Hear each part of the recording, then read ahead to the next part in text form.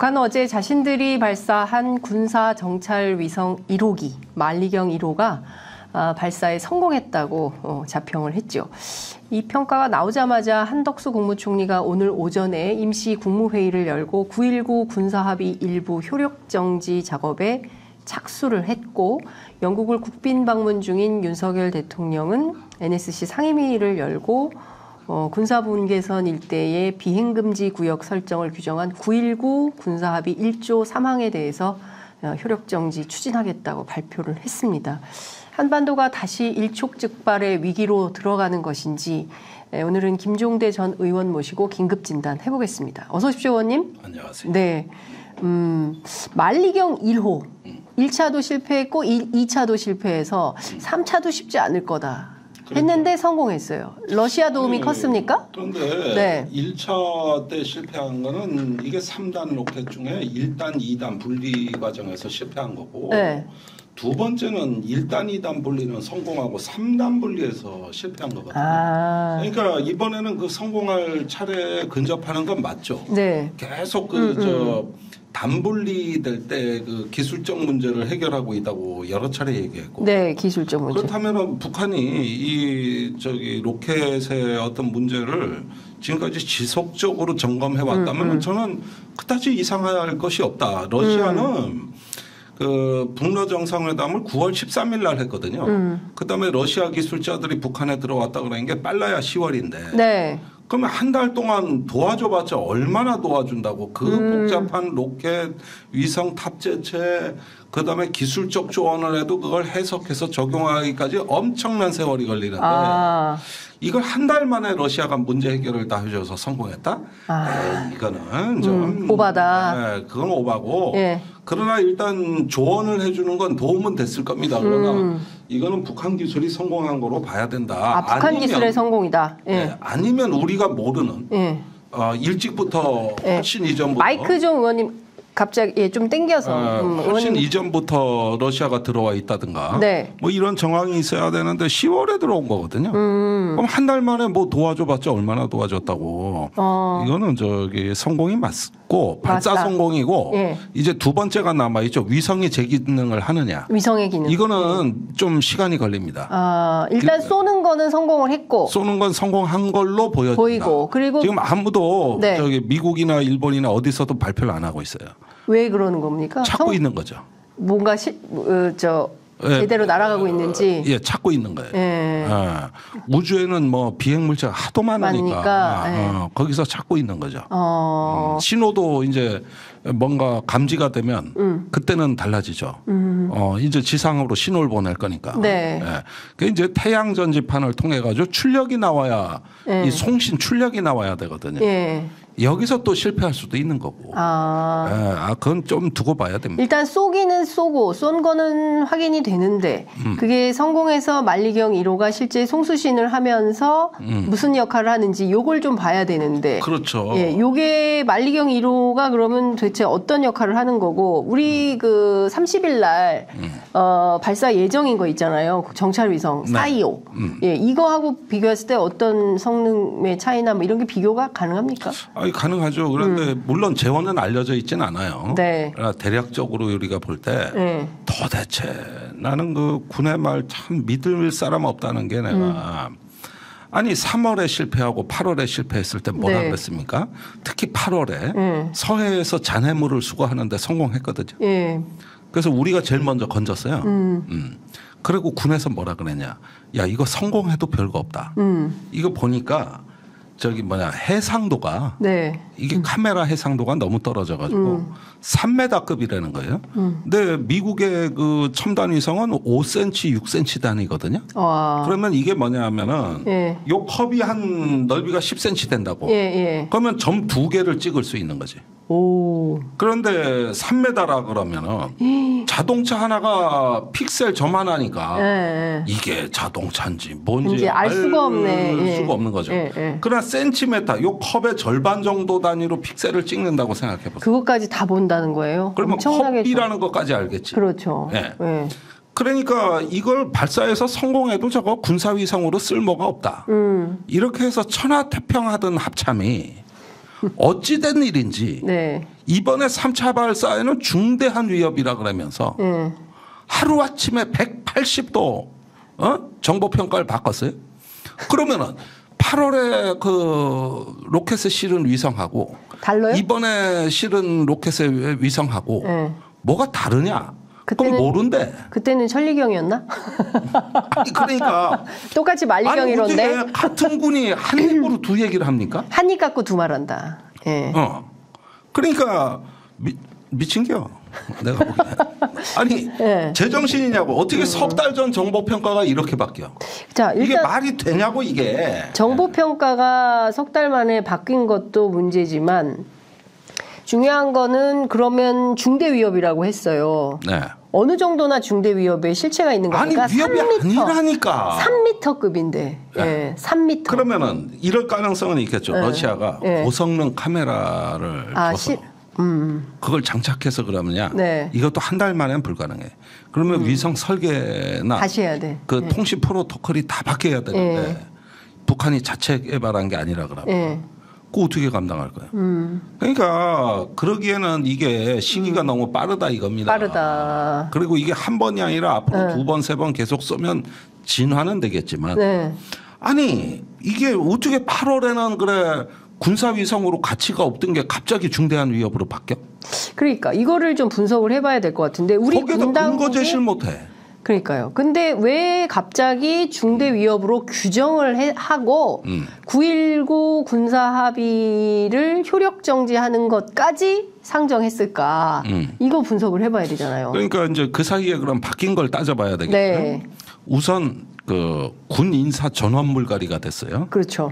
고위 장성들. 그러니까 그 이전까지 이거 쓸모없는 그 위성이라고 말하던 합참 작전본부장, 합참의장 없어 지금. 싹 바뀌었어. 싹.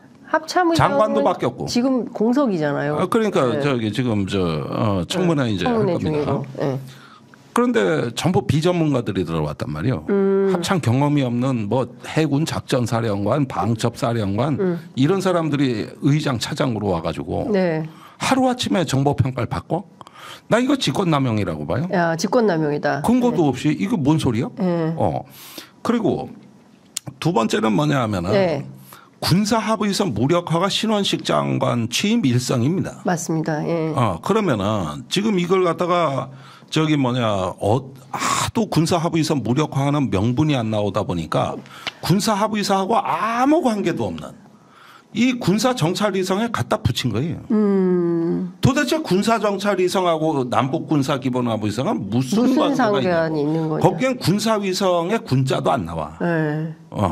정찰위성. 아무 상관없는 걸 갖다 붙이니까 이 위협을 키운 거는 북한이 아니라 우리 아니냐. 한국이다. 그러니까 9.19 군사합의를 파기하고 싶은데 적당한 명분이 없어서 찾고 있었는데 아니나 다를까 북한이 군 정찰위성을 쏘네. 근데 이게 성공을 했다고 하네. 어머 오늘부터 중대 위협이야. 라고 규정을 하고 그러니까 지금 그 영국에 황금마차 타고 지금 국빈 방문 중인 중대 위협인데 거기는 왜 가 있어? 그러니까 우리 안보의 중대 위협인데 지금 만찬하고 막 그러고 있는 상황이에요. 그러니까 도대체 이자들이 하는 짓은 앞뒤가 안 맞으니까. 앞뒤가 맞아야 우선 군사합의사하고 위성은 아무 관계가 없습니다. 아시다시피 군사합의사는 우리나라 접경 지역이나 접경 수역에서 재래식 군사력에 의한 남북의 그 우발적 충돌을 방지하기 위해 완충구역을 설정하는 거예요. 군사합의사예요. 그렇죠. 그런데 저쪽에 어디 그 멀리 동창리 이런 데서 그 저기 신의주에서 이번에 쐈다던가 그러는데 신의주가 뭐 접경 지역도 아니고 거기서 뭘 쏘든 말든 그거하고 군사합의사가 무슨 관계가 있냐고. 무슨 관계가. 일종의 언어 도단이다 이렇게 볼 수밖에 없는 거네요. 그러니까 지가 마약 하고 싶으니까 요즘 스트레스가 많다. 내가 사업도 실패하고 그렇게 해서 이 나라가 잘못돼서 나는 마약을 한다. 뭐 이런 식이요 얘기가. 있을 수 없는 대한민국이 일이다. 마음에 안 들어서 나는 마약한다. 뭐 이런 식의 얘기예요 이게. 도대체 말 같은 소리를 해야 내가 지금 뭘 좀 논평을 해석을 하지. 하든지 논평을 하든지 내가 하는데. 네. 근데 지금 당장 군사합의를 이렇게 우리가 일방적으로 또 물론 이제 북한도 군사합의 안 지킨다라는 비판이 계속 있었고 네. 그렇긴 하지만 우리라도 이걸 지켜서 서로 침해가 없도록 하는 최소한의 방어 장치를 했어야 되는데 이거를 우리가 그냥 가드를 스스로 내려버린 격이 된 거 아닙니까? 아니 뭐 꼭 악의적으로만 해석할 일이 아니라 네. 논리적으로 보면 아니 범법자가 법을 어기면 법을 없애줍니까? 북한이 어겼으면 네. 어긴 것에 대해서 그거를 갖다 규탄할 수 있는 좋은 근거가 군사합의서고 우리의 무기인데 예. 북한이 군사합의서를 어기니까 규칙을 어기니까 그럼 그 규칙을 없애드리겠습니다. 이렇게 나갑니까? 그러니까요. 아니 무슨 법률과 정부가 그런 식의 발상이 가능합니까? 예. 그러면 요즘 마약이 많이 확산되던데 그러면 마약금지법 없애야 됩니까? 예. 저기 수원지검 차장 검사가 뭐 동생이 마약했으면은 그러면은 이제 단속 안 해야 됩니까? 처남. 예. 처남입니까? 예. 동생은 아닙니다. 예. 그러면은 이게 말이지 도대체가 법과 규범에 대한 이런 식의 비상식적인 이해도 참 개탄스럽지만 또 어겼다고 뭐 3,600회라 그랬는데 그게 뭐냐면은 그 저 북한의 포가 갱도에 갇혀 있어요. 네. 밀봉 시켜놨다고 군사부대에서. 예. 그런데 그 저기 습기가 찰 거 아니에요. 예. 그러면 성능이 확 떨어지고 녹으니까 예. 가끔 갱도를 개방해 정비를 하거든요. 말리고 통풍하고. 예. 그때 햇빛에 나와 말릴 거 아니에요. 예. 아 그럼 우리가 세탁기에서 세탁을 해서 탈수기 돌렸어. 그러면은 놔둡니까? 건조기로 옥상에 됐으면 가서 널든가. 넣어야 될 거 아니에요. 예. 빨래 넣는 거 이거. 이거는 저기 그 문재인 정부 때도 예. 하도 이런 일이 많아서 우리가 통지문을 보내면 아 이거 지금 정비 중이다. 네. 그러면 서로 묵인하고 이해를 한 거예요. 왜 위협이 아니니까. 예. 아니 다 위반이라 그러면은 그 위반이 중요한 게 아니라 위협적 행동이냐 아니냐 의도성을 분석해 봐야 하는 거지. 그리고 그렇게 위반해서 없애고 무력화한다 그러면 정전협정은 남북 쌍방이 200만 회 넘게 위반했어요. 200만. 예. 그러면 그건 왜 안 없앱니까? 그런 식으로 따지면 정전협정을 먼저 없애야지. 그것도 없애자는 거 아니에요 지금. 아이 큰일 나죠. 네, 큰일 날 소리를 하고 있잖아요. 그럼 유엔 사령관이 잡아먹으려고 그러겠죠. 유엔 사령관 앞에 가서 깜빡 죽잖아요. 그러니까. 그러면 정전협정은 왜 놔둬? 그런 얘기를 하면. 그 다음에 1조 3항 이거를 비행금지구역을 설정한 요것만 부분적으로 무력화한다는 얘기인데 아니 무슨 합의서가 저기 무력하면 무력하고 아니면 아니지 조항별로 나눠가지고 나한테 유리한 것만 무력화하겠다 그러면은 북한이 이거 가만 놔두겠습니까? 어떻게 할까요? 북한이 어떤 태도로 나올 거라고 보십니까? 이렇게 이제 드론 왕창 띄우죠. 저쪽도. 아니 우리만 드론 띄웁니까? 드론 왕창 드론 띄운다. 없어요. 작년 12월 5일 날 북한 5대가 넘어왔어요. 네. 그중에 용산 휘젓고 갔습니다. 용산까지 왔어요. 네. 그때 그것도 모르고 대통령 저 개사진 찍고 있었잖아요. 저기 수석보좌관 회의 때 입양한 게 기념사진 찍던 그 시간에 와 있었던 거 아니야 실제로는. 나중에 밝혀졌지만. 네. 그러니까 지금 상황에서 놓고 보면 네. 우리가 어쨌든 가드를 먼저 내린 꼴이 돼버렸기 때문에 군사합의 1조 3항 요것만 딱 체크해서 원포인트로 효력 정지한다라고 주장을 했는데 북한의 대응은 드론 왕창 띄워서 그러면 사실상의 국지도발 가능성이 높아진다 이렇게 봐야 되겠네요. 당연하죠. 그리고 이렇게 되면은 문재인 정부가 했던 건 다 가짜 평화라 그랬기 때문에 네. 사실은 4.27 판문점 남북 합의도 연쇄적으로 저기 무너질 가능성이 높습니다. 이런 식으로 규범에 칼질을 하고 손을 대면은 그 시퀀스 일종의 그 흐름 자체가 다 맘 놓고 무력화되는. 니네만 무력화냐 우리도 한다. 뭐 이런 상호작용이 만약에 생긴다면 이제는 확성기 대북전단 문제 다 생기는 거죠. NLL 부근에서 긴장 조성되고 다 되는 거죠.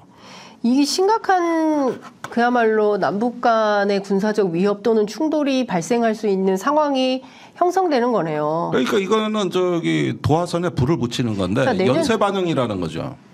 그렇게 됐을 때 내년 총선이 이제 5달 남았습니다. 네. 근데 늘 우리는 총풍, 북풍 이런 거 겪어왔어요. 네. 근데 또 이 분위기가 형성이 되고 있습니다. 경우에 따라서는 국내 정치에 활용할 가능성 있을까요? 아니 그런데 보십시오. 네. 나는 이제 자멸의 길로 이 나라가 간다고 보는데 우선 미국이 나라가 아니라 정부 아니에요? 아니 뭐 어쨌든 예. 미국이 이걸 찬성하네요. 미국이 찬성하지 않는다. 동의한다는 걸 지금까지 한 번도 입장을 내는 게 없어요. 그렇게 우리가 상세히 설명했는데 이거 무력화해야 된다고. 그러니까 미국이 잘 경청했어. 이게 입장의 전부예요. 끝. 이 얘기는 동의 안 한다는 얘기예요. 부동의. 예. 예. 아니 그랬고 저기 뭐냐 그 지금 우크라이나 때문에 힘들고 하마스 이스라엘 전쟁 때문에 힘들고 또 전쟁 나? 그런데 동아시아에서 이제 중국하고 화해해가지고 잘 지내고 있거든. 에이펙 회의에서 아주 잘 지내기로 했단 말이요. 그리고 시진핑이 대만 무력 침공 안 하겠다. 뭐 몇 년이란 단선 달았지만. 그다음에 저기 군사 한라인도 개설하고 회복하고 다 잘 되고 있는데 아 왜 여기서 혼자 지랄이냐고. 아이고 욕하시면 안 됩니다 방송에서. 예. 아, 내가 오늘 조금 나 열받아가지고 흥분하셨어. 예. 아니 다들 지금 주변 질서를 안정적으로 관리하려고 전부 관련국들이 자제하고 있는데 왜 혼자서 이렇게 깽판을 놓냐고. 예. 그러니까요. 제가 그것도 좀 같이 연동해서 좀 여쭤볼게요.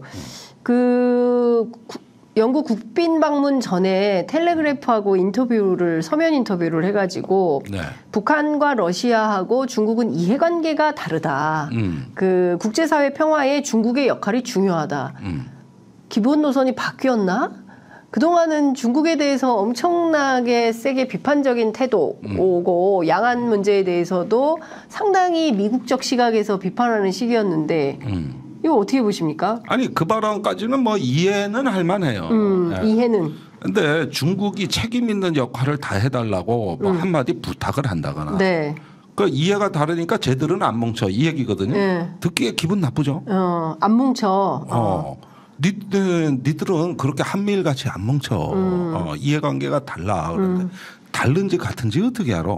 원래 올해 북중 간에 국경을 다 개방하기로 지금 합의가 끝난 상태예요. 그러면서 이제 북중 간에도 새로운 관계 설정이 다시 리셋된단 말이에요. 그리고 저기 러시아하고 중국은 지금 전략적 연대 단계입니다. 그렇죠.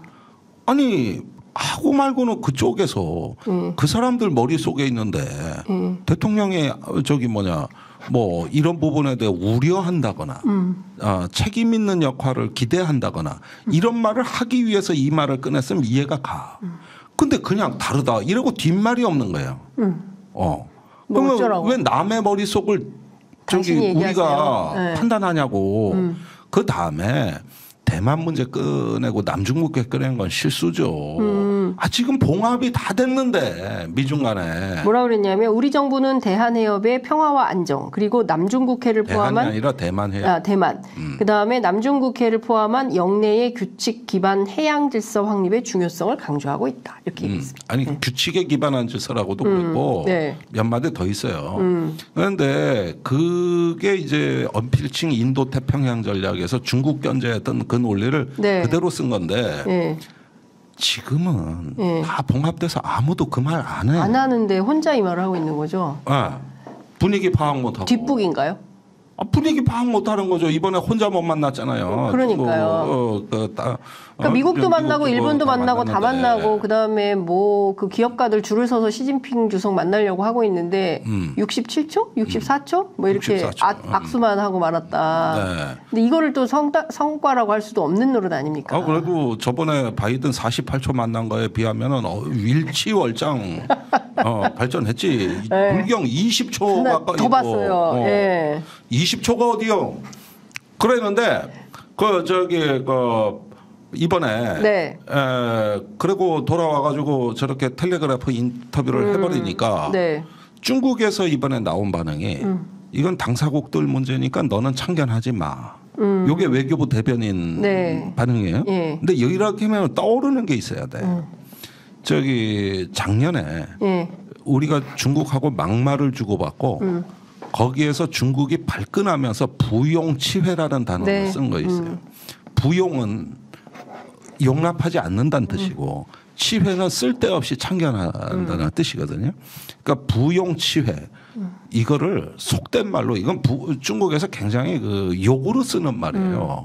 입 딱 치고 가만히 있어. 이 뜻이야 정확하게. 네. 그러니까 하도 표현이 심하니까 저기 주한 중국 대사를 우리가 초치했잖아요. 네, 맞아요. 그러니까 그때 너는 가만히 있어. 네가 왜 거기서 나와? 요거잖아. 네. 근데 이번에 말은 그렇게 험한 표현은 안 썼지만 똑같은 말이에요. 같은 말입니다. 지금 이게. 외교도 그렇고 욕이라고. 그러니까 욕은 욕대로 먹고 문제는 문제대로 못 풀고 뭐 풀릴 가능성이나 기대하기는 난망인 상황이고 꼬일 대로 꼬여 있고 이거 풀 수 있는 대안이 있겠습니까? 윤석열 정부에서 제가 보기에는 아니 풀 생각이 있어야 대안을 찾죠. 윤석열 대통령을 시진핑 주석이 임기 내 만나겠습니까? 이런 상황이면? 아니 그런데 네. 이 저기 얼마 전에 그러니까 여름인가 봄인가 내가 지금 기억이 가물가물한데 중국이 우리한테 4대 불가 맞아요. 통보를 한 적이 있습니다. 예, 올 봄에 류진송이 와가지고. 예, 이게 한중강에는 윤석열 정부에서 특별한 계기가 없으면은 당분간 단절이에요. 단절이다. 예. 그런데 이게 지금 제가 왜 이게 고약하다 그러냐 하면은 예. 과거에 한중 관계가 긴장과 마찰이 있을 때 말입니다. 반드시 무슨 사건이 있었습니다. 예를 들면은 그 마늘 파동, 뭐 무역 분쟁이 생겼다든가, 아니면 사드를 배치했다든가, 뭔가 이 양국의 지도자를 뒤흔들 만한 대형 사건이 있고, 뭐 탈북자를 북송한다거나, 뭔가 이런 사건이 있어서 한중 관계에 마찰을 빚은 일은 종종 있어요. 네. 근데 이번엔 사건이 아니라 말만 갖고 그때보다 더 심각한 단절이란 얘기거든. 아니 그러면 우리가 외교라는 게 그렇게 일본이 중국 때리기를 하고 나토가 중국을 구조적 위협이라고 나토 정상회의에서 그랬지만은 그래놓고 다 찾아가잖아. 독일의 숄츠 총리, 프랑스의 마크롱 대통령에다가 뭐 원래 기시다 총리도 지금 중국을 방문하려던 계획이었어요. 네. 그러다가 후쿠시마 오염수 때문에 틀어진 거거든요. 그래서 대신 에이펙에서 정상회담을 한 건데 저번에 자민당 고위 간부가 기시다 친서를 가지고 원래 중국을 방문하기로 돼 있었어요. 친서를 이제 시진핑한테 전달하고 이렇게 다 해. 근데 우리는 어떤 노력도 한 적이 없어. 근데 정말 심각한 상황인 거예요. 사실은 중국 문제를 풀지 않으면 경제 문제, 외교 문제 이거 다 상당히 어려운 거고 이게 5년간 계속된다고 했을 때 그 피해는 막대한 상황이 되는 거거든요. 아니 그런데 그 한중 정상회담이 샌프란시스코에서 무산된 다음에 대통령실 해명이 특별히 할 말이 없었어. 아니 할 말이 중국하고 현안이 없어. 지금 현안이 문제가 없어서. 없습니다.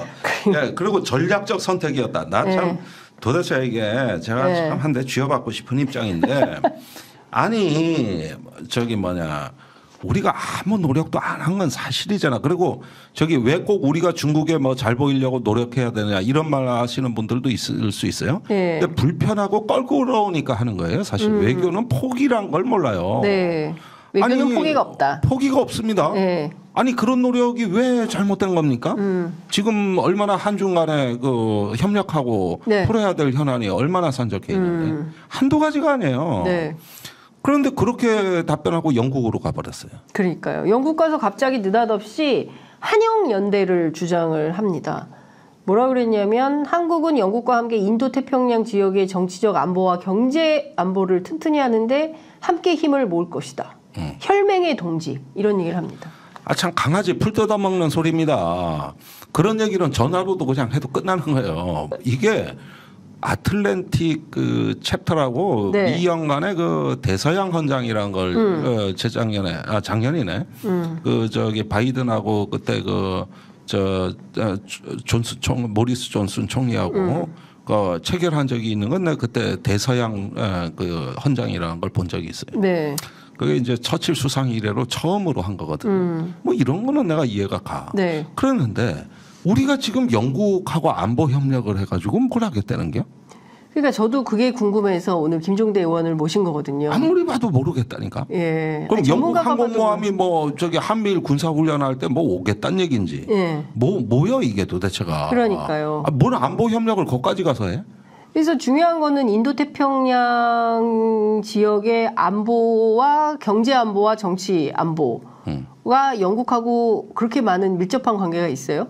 아니. 그러니까 사실 원래는 관심이 많았죠. 영국도 인도태평양 전략을 발표했어요. 그렇죠. 예. 예, 그러니까 그런 면에서 공감되다 그러면 그걸로 됐지. 또 나토 정상회의까지 가서 다 공감대 했으면 그것도 됐지. 네. 굳이 국빈 방문을 또 가서 하자는 얘기는 뭐야.